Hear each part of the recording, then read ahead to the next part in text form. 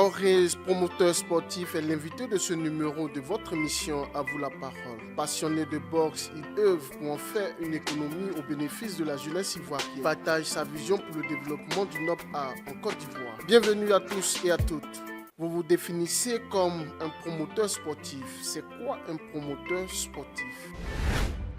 Aujourd'hui, Orga Plants et 26 ses partenaires ont monté un projet dans la promotion de la boxe pour en faire une économie financière, pour en faire une économie pour les jeunes athlètes, pour créer un nouvel élan, un nouveau dynamisme d'un Ivoirien nouveau qui puisse primer ces jeunes-là par le sport. Donc c'est pour ça que nous sommes aujourd'hui, faisons partie des promoteurs sportifs ivoiriens qui avons aussi une vision pour une jeunesse aguerrie au travail par les valeurs de la boxe. Pourquoi avoir choisi la boxe comme axe de développement? L'histoire, je ne l'ai pas choisi, la boxe m'a choisi.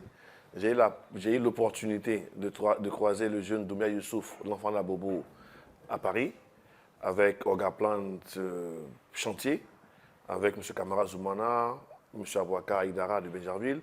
Et le projet de Youssouf, après j'ai compris, on a compris ensemble que c'est un projet qui est parti de nous. C'est un projet des jeunes Ivoiriens qui ont des difficultés et qui ont envie, par la voie de la persévérance et l'abnégation, se construire une route. Donc en suivant Youssouf, j'ai vu des Youssouf partout en Côte d'Ivoire. Selon vous, qu'est-ce qui manque à la boxe ivoirienne pour retrouver son lustre d'antan? Boxe, et malheureusement, comme tous les sports, c'est des sports qui ont besoin quand même d'un minimum de financement. Et la boxe a marché sous l'air du feu Houphouët-Boigny, le père fondateur de ce pays, parce qu'il avait mis les moyens. Et les boxeurs savaient qu'après un combat de boxe, ce n'était pas que de la sueur, il y avait un billet de banque, ils avaient de quoi nourrir leur famille. Malheureusement, aujourd'hui, la boxe est en train de mourir en Afrique généralement parce qu'il n'y a pas une économie sportive derrière. Il n'y a pas une économie financière, il n'y a pas de bourse à la valeur du boxeur. Vous imaginez un combat de boxe avec 10, 12, 15 rounds de travail, de préparation physique, mentale. Et quand on arrive chez un plateau, quand on vous dit merci, vous avez gagné, ce n'est pas évident. Donc la boxe, il faut trouver une économie financière, il faut l'apporter un souffle financier. Fouet-Boigny, on se rappelle en son temps, il a donné des maisons à des boxeurs comme Sia Robinson, comme Marie Konaté, qui ont eu des bourses de 15 000 euros en son temps, qui ont créé une valeur ajoutée. Aujourd'hui, nous, Orga Plant et nos partenaires, nous voulons que le jeune Ivoirien qui vient dans la boxe sache qu'il peut vivre de son art, de son sport. Avez-vous des ambitions présidentielles au niveau de la Fédération ivoirienne de boxe? C'est une question qui me revient tous les jours. C'est une question que je ne peux plus bouter en touche parce que c'est les faits réels. Aujourd'hui, la Côte d'Ivoire, comme je vous dis, Henri Bourgon a fait tenir la bosse parce qu'il y avait les moyens. Et tout sport a besoin d'un minimum. Aujourd'hui, la Fédération ivoirienne de boxe, malheureusement, existe. Nous sommes sur la rigide, en bonne intelligence depuis un certain moment. Mais il y a quand même quelques quoi qu'il faut reconnaître aujourd'hui. Et au moment opportun, nous déciderons la conduite à tenir.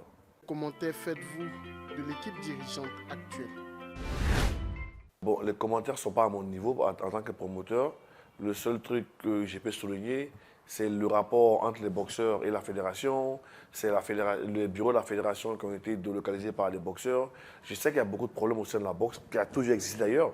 Donc aujourd'hui, nous ne sommes pas là pour être des juges. Nous sommes là pour apporter du sang neuf. Nous sommes là pour apporter des choses concrètes à cette jeunesse-là qui nous attend. Le Choc des Titans est l'un de vos concepts. Vous avez sillonné les communes du district d'Abidjan et la ville de Bouaké. Pouvez-vous revenir sur les faits majeurs de cette caravane? La caravane du Choc des Titans, c'était un événement d'abord majeur. Nous sommes très contents. Ça nous a permis d'avoir le prix des meilleurs promoteurs sportifs l'année 2022.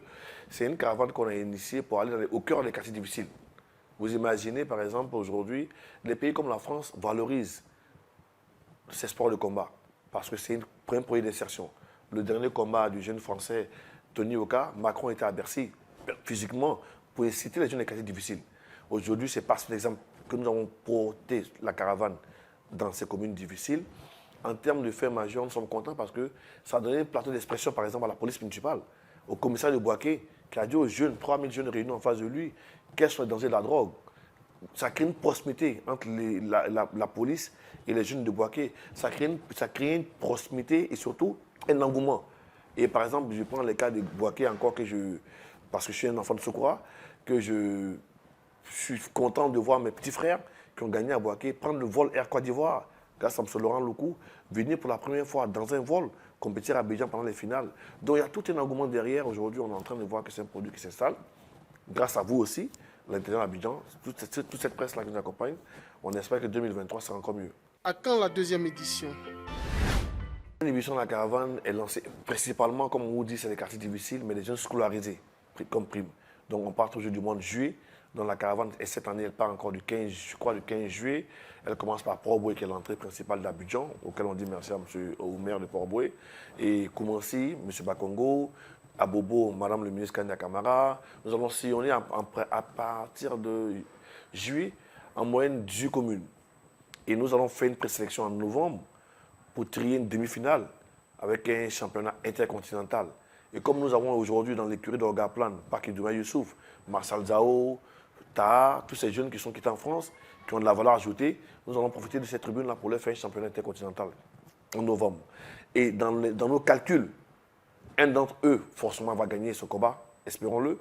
Et pour la première fois en décembre, on va faire la finale et un championnat mondial en Abidjan, je crois le 17 décembre, je crois l'année prochaine. Le choc des titans, c'est aussi le gala de boxe avec Doumbia Youssouf Laboboulé. Quelle est son actualité? Il s'entraîne au bord de la Seine, il a à Courbevoie. Le 10 décembre encore, la Côte d'Ivoire va briller, j'espère, de tout feu, parce qu'il y a un grand événement à Courbevoie où il y a un combat sur 10 rounds avec un franco-camerounais. On espère que la Côte d'Ivoire encore va remporter cette victoire.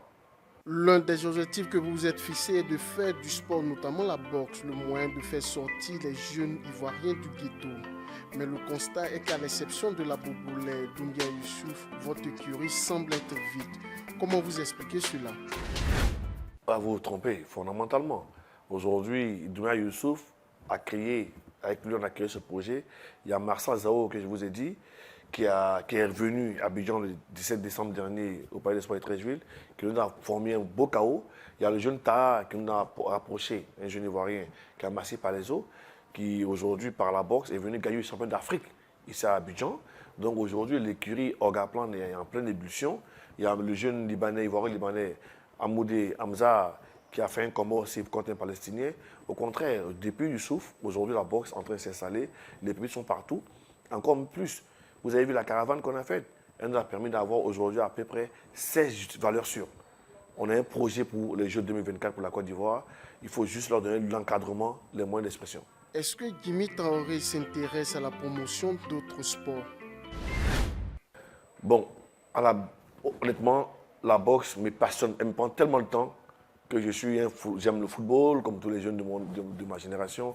Mais en termes de promotion, je pense que la boxe il y a tellement de boulot à la boxe que je pourrais m'éparpiller. Je suis quelqu'un, quand j'ai un créneau, je vais jusqu'au bout. Et la boxe elle vient de tellement loin que je ne peux me permettre de penser même au sport. Que représente la distinction que vous avez reçue récemment pour votre engagement dans le sport? La distinction, c'est vrai qu'on me l'a donnée à moi, Jimmy Traoré, mais elle n'est pas à moi, elle a une équipe. Elle a Kamara Zouma de Orgaplan, elle a M. Bagatella Tina de BNB Resort, elle a mon assistant Yves Bedi, elle a M. Aïdara de Benjerville. Aujourd'hui, c'est une équipe qui est en train de porter ce projet-là. Et aujourd'hui, ça s'appelle la reconnaissance. Nous avons été bluffés, très contents de voir qu'on existe, que ça se porte, que notre voix s'entend. Et principalement, nous avons encore merci de nous avoir honorés. Et je pense que 2023, le plus dur, ce n'est pas d'avoir un prix et de tenir le prix. On espère qu'en 2023, on va avoir peut-être beaucoup plus de prix que ça. Espérons.